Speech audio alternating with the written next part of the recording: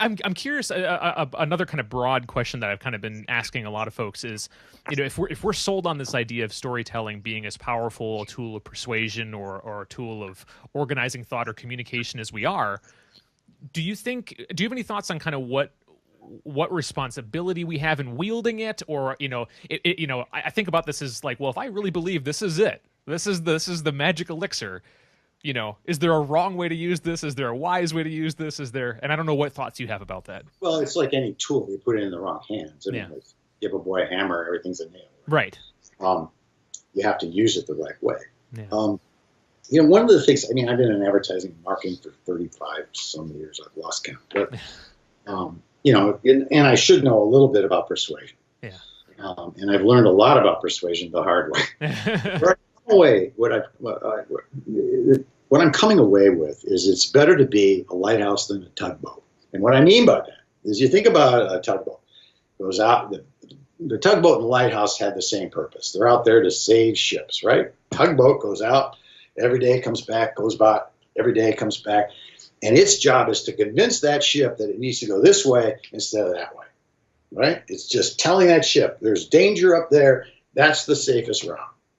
And the ship, it's pushing out information. The lighthouse just standing there. It's not pushing anything. It's just beaming this light and saying, hey, if you're looking at my light, you might want to go that way instead of this way, because that way is going to be a little safer. I'm going to guide you if you let me, but it's your choice. You have the freedom to decide what's right and what's wrong.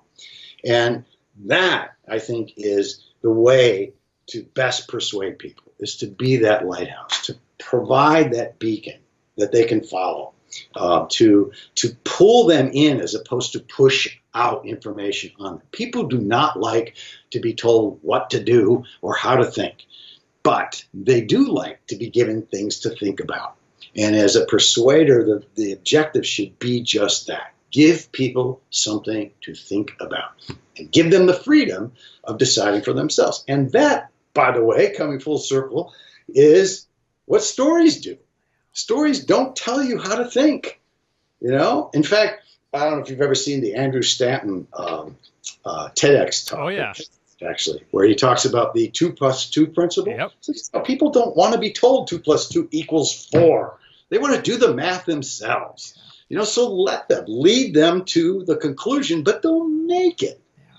Yeah. And that, I think, is the essence of effective, ethical persuasion.